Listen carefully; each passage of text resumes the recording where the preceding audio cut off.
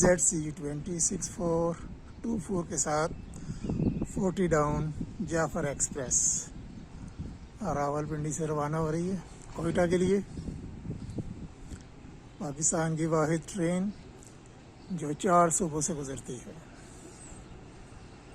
KPK Punjab, फिर सिंध में और फिर बलूचिस्तान में अपना सफ़र कंप्लीट करती है।